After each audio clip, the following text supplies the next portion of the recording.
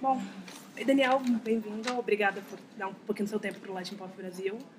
Como é que está sendo essa passagem pelo Brasil, essa passagem pelo Brasil? Bem bonito. Eu tô gostando muito. Eu gosto muito sempre de viajar e eu gosto muito de vir para aqui, para o Brasil. Me sinto muito à vontade. Vamos falar um pouquinho do disco. Três etapas distintas, né, da sua carreira, reunidas num único disco. Fala um pouquinho desse DVD, sobre esse projeto e o que te levou a lançar a coletânea e por que esses discos reunidos num disco só? Na verdade, nos últimos anos, depois de gravar Mar Aberto, eu caí em conta de que os últimos 13 CDs foram uma espécie de trilogia, não? Como se eles são CDs conceituais e na verdade estão ligados a uma etapa de mudança da minha vida que se fechou ali com Mar Aberto.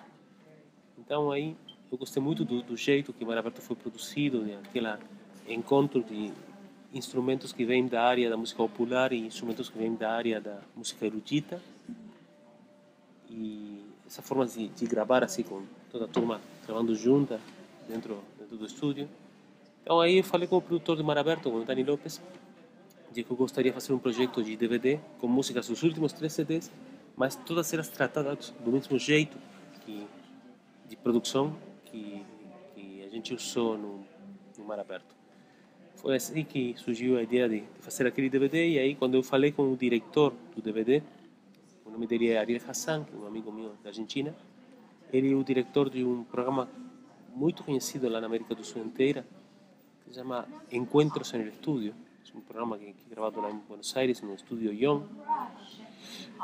Eu falei para ele, eu quero fazer um DVD, e ele me disse, cara, você quer fazer um DVD?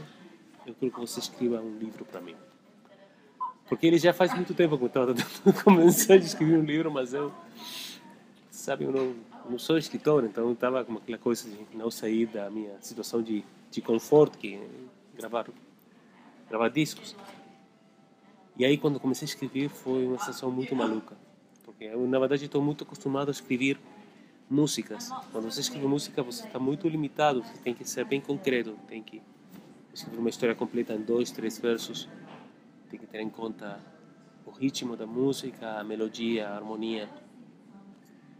Então quando comecei a escrever assim, senti uma liberdade quase como se tivesse saído de uma cadeia, não? Comecei a escrever. Eu, a princípio ia ser um livro bem curto, mas no final ficou um DVD que acompanha um livro, né? Que é o livro dos tempos. O fato de ter cantado essas músicas que você já havia gravado num momento diferente da sua carreira, mudou um pouco o sentido delas, mudou o resultado delas? Como é que foi esse processo? Totalmente. Na verdade, eu nunca tinha feito isso. Sempre estava gravando músicas novas e foi como um momento de parar e dar uma olhada para trás e aproveitar também os anos de estrada. Tem muitas músicas que tinham sido gravadas no ano 2004, 2005 e aí no meio a gente aprendeu algumas coisinhas, não? De como interpretar, de como arranjar as músicas. E é bem engraçado o que está acontecendo, porque tem músicas como Vazio, por exemplo, que ela já tinha sido colocada no Spotify, no Deezer, faz 2 anos. Não estava acontecendo muita movimentação, mas a versão que a gente gravou agora de Vazio, de Janeiro, de Linda, elas estão explodindo no Spotify. E eu acho que isso tem que ver também com um jeito de... aquela coisa que tem a música tocada ao vivo. Mesmo com os erros, mesmo com aquela coisa humana de... Na verdade, o que você está fazendo quando você está gravando um disco é tentando fixar emoção em algum formato, né? E eu caí em conta que quando você fixa a emoção dos músicos tocando ao mesmo tempo, né? Tem uma coisa muito humana ali, tem uma coisa de emoção que queda no resultado. Suas músicas, elas transitam um pouquinho entre um relato autobiográfico e umas reflexões filosóficas, né? Em que você se inspira para compor? Em tudo, na verdade, na vida, no homem, na espécie, né? No ser humano. E eu caí em conta também, depois de muitos anos, que, na verdade, meus CDs e minhas músicas são quase como meu diário. Eu não sei se fala diário, se quando você fala... Sim, Eu tentei muitas vezes começar a escrever um diário assim, começava, querido diário, não? E no terceiro dia eu abandonava aquela ideia. Na verdade, agora eu sei que meu diário, assim, minha bitácora de viagem, são as músicas que eu escrevia ao longo da vida. Você está aqui falando com a gente em português absolutamente perfeito, correto. Você acha perfeito? Sim, Obrigado. muito bom, muito, muito bom. Lá no Sul não acham perfeito. Outro dia me aconteceu que eu estava fazendo uma entrevista numa rádio em Porto Alegre, assim, eu achando que eu estava falando muito bem, assim, muito fluente. E quando terminou a entrevista, o entrevistador saímos do ar e ele me disse, cara, sabe que eu pensava que eu não entendia espanhol, mas você está falando, eu entendo tudo. Você tem bastante O sotaque mas deles é muito. Mas o português é corretíssimo. E estudando um pouquinho da sua história, a gente percebe que você tem uma ligação muito forte com o Brasil. Como aconteceu essa sua história com o Brasil? Na verdade, lá no Uruguai é bem normal. O Uruguai é o único país da América do Sul que foi parte do Brasil no momento da sua história. E ao mesmo tempo também foi parte da Argentina e ele ficou ali no meio, né? É muito comum lá no Uruguai que todas as famílias têm alguma relação com gente que vem do Rio Grande do Sul ou de Santa Catarina. Meu bisavô, por lado da minha mãe, ele é da zona do Porto de Rio Grande. Ele roubou minha bisavó a lombo de cavalo de uma fazenda, uma coisa que acontecia naquela época, quando os pais não estavam ainda aceitando a relação, o cara ia assim de cavalo, uma coisa muito romântica, não? E ele pulava da janela, e foi assim que é uma história que a gente ouviu durante a infância muitas vezes, sempre foi uma coisa assim muito romântica na casa aqui. Minha bisavó tinha sido roubada a lombo de cavalo. Então, o Uruguai é um país que eu acho que é o país da América do Sul que melhor conhece a alma do Brasil. É bem natural essa relação que a gente tem com toda a literatura, a música, a culinária. É uma ligação muito forte. E eu acho que eu nasci em Montevideo. Lá. Montevideo é uma cidade que até o nome parece que é um nome que vem do português, não? Montevideo, não? Então, para mim é normal, uma coisa que nunca estudei português. Eu acho que você nota. Tem um termo que a gente queria que você explicasse pra gente, que é o templadismo. A pronúncia é essa. Você me quer meter em problema. Que situação. Templadismo. Ok, a tradução de templadismo seria temperadismo, não? É uma estética relacionada com os climas temperados do Atlântico Sul. Aquela situação de a gente morar na Bacia do Prata, uma região que está equidistante do Equador e do Polo Sul, um clima temperado que nem é quente nem é frio, está sempre aí no meio. Uma topografia também que é suavemente ondulada. A maior altura do Uruguai são 500 metros. Né?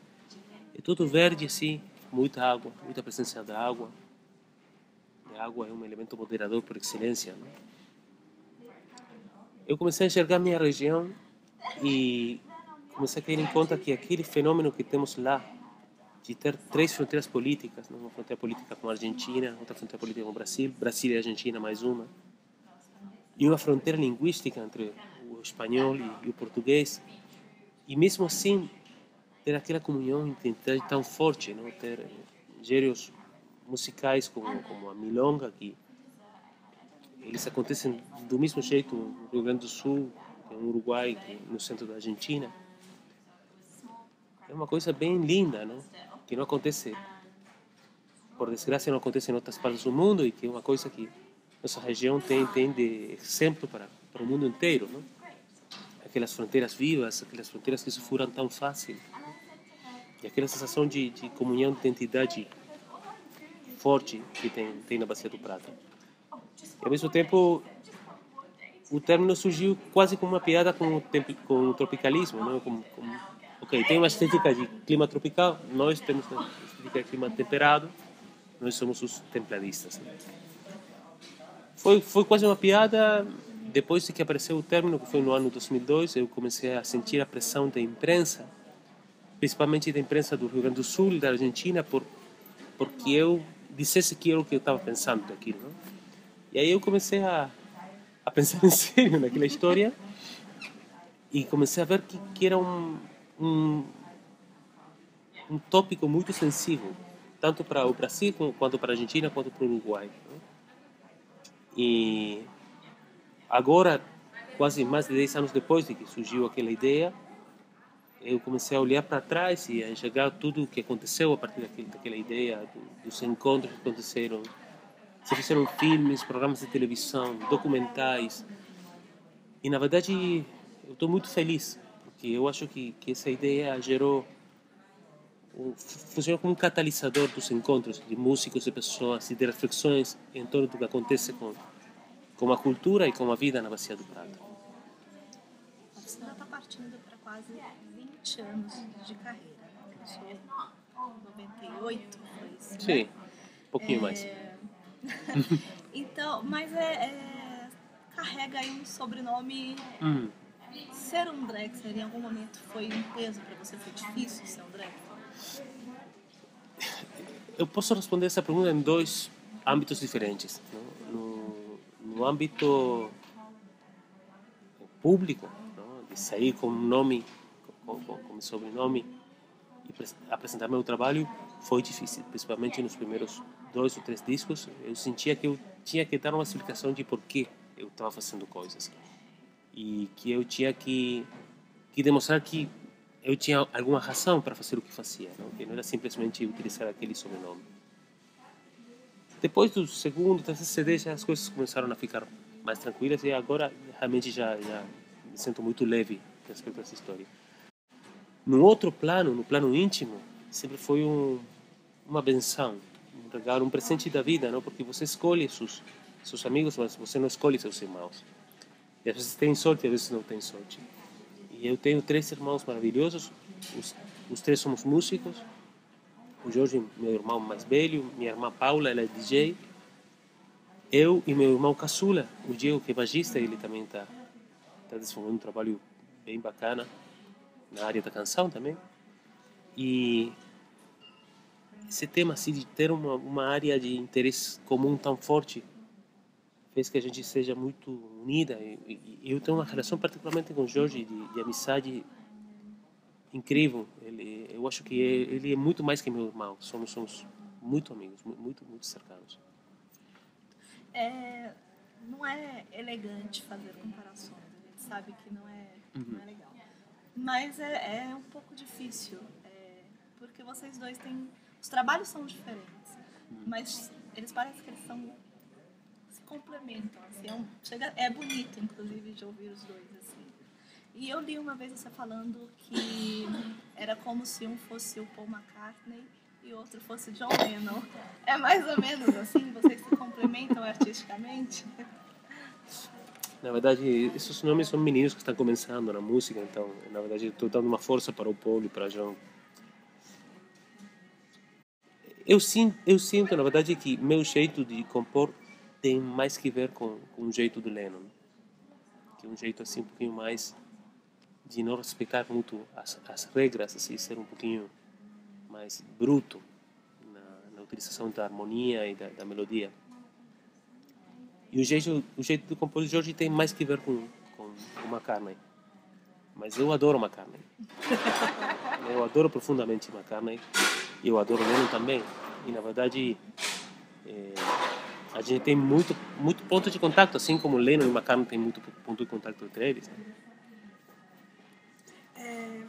Você mesmo está falando, vocês estão em 4 músicos. Não precisa nem perguntar. Alguma vez vocês cogitaram fazer alguma coisa, esses 4 juntos, uma coisa de família? Não é possível que nunca tenha saído nada. Isso já aconteceu muitas vezes. Isso acontece no salão da casa o tempo inteiro. Somente que acontece para as tias, não? Que elas ficaram ali, não podem ir embora. Mas a gente já fez muita coisa juntos. E, principalmente lá no Uruguai, eu também fiz muitos concertos a duo com o Jorge lá na Espanha. E na Argentina também fizemos muita coisa juntos.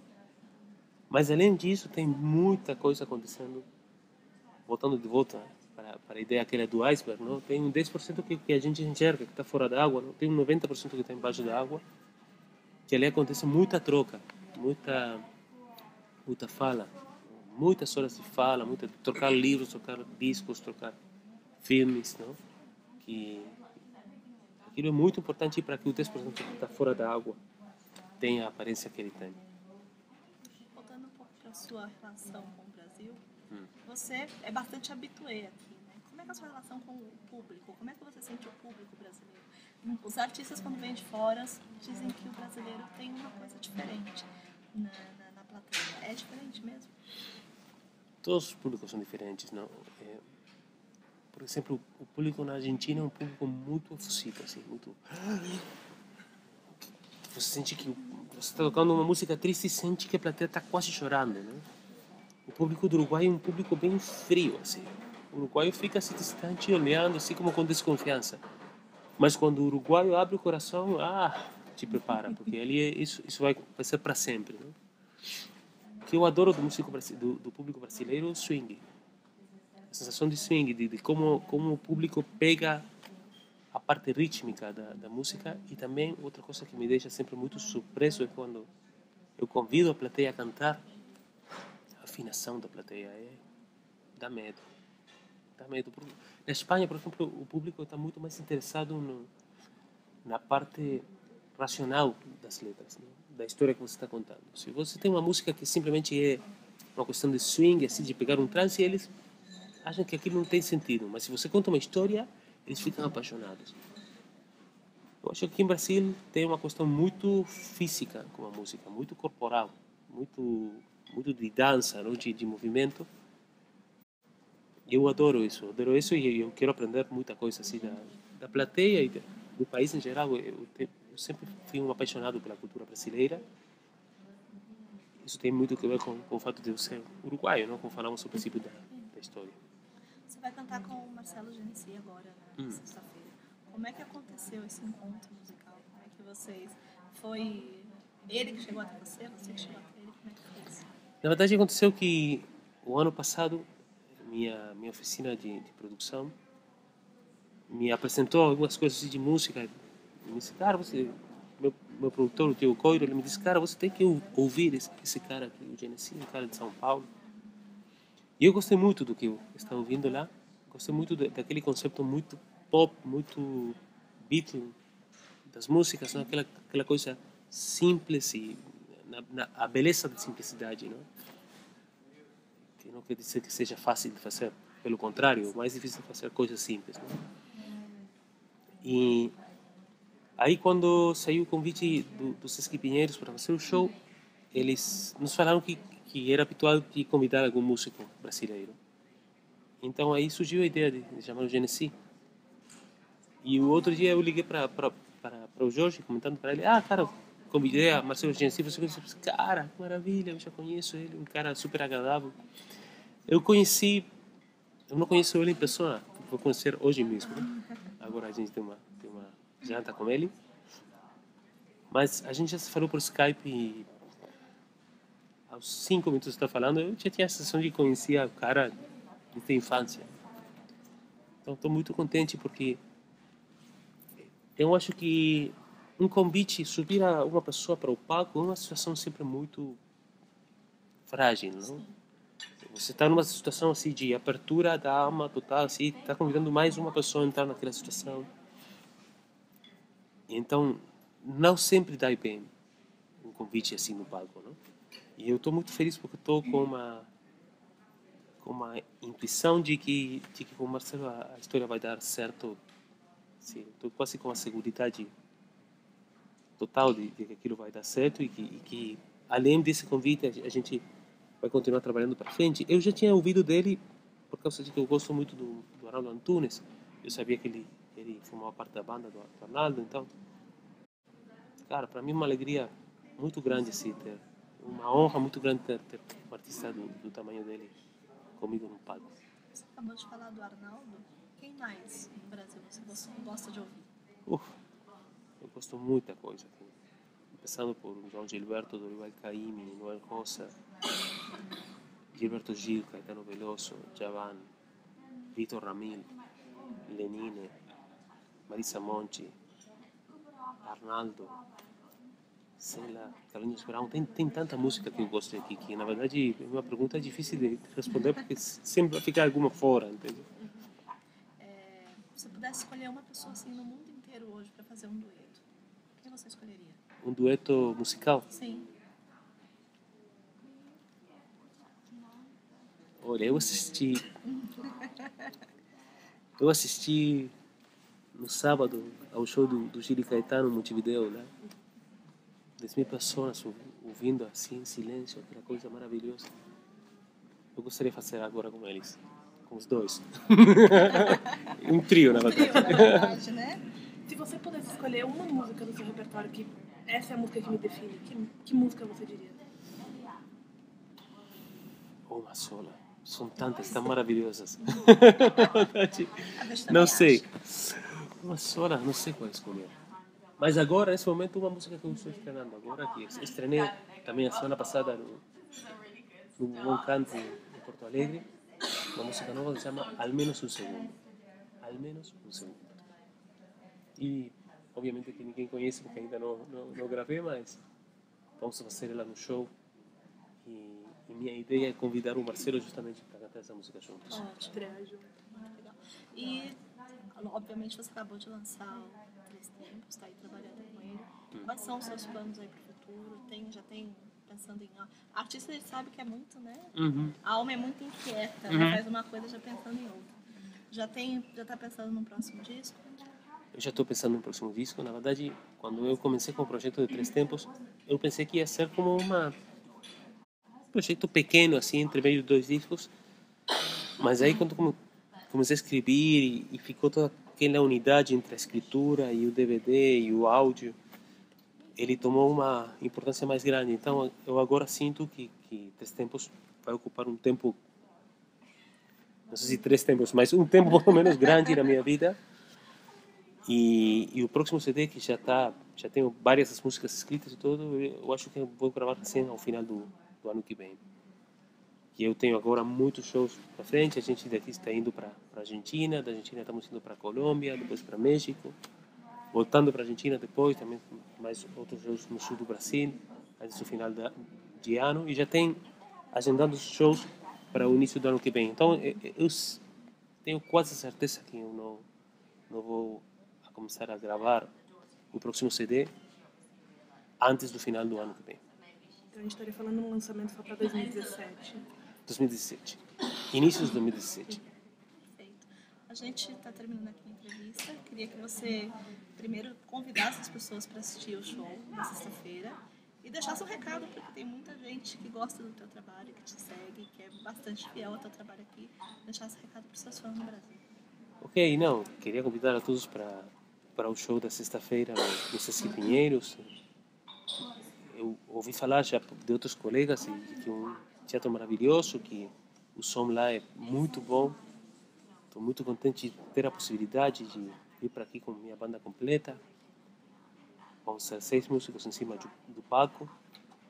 E para mim, me encontrar com uma plateia de paulista nessas condições é um privilégio, né? Estou com muita alegria, estou assim com borboletas aqui na barriga, esperando a noite da sexta-feira.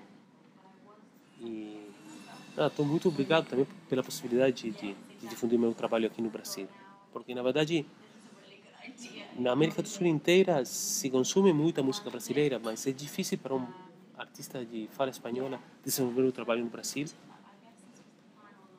Eu sempre curti muito música brasileira, eu assistia muitos carnavais em Salvador, quando tinha 20, 22 anos. Nunca sonhei com a possibilidade de desenvolver meu trabalho aqui. O que está acontecendo nos últimos 4, 5 anos com a minha música no Brasil é uma surpresa muito agradável, que me dá muita alegria de estar vivo. Né? Obrigada, muito obrigada. Boa sorte. A gente espera se encontrar na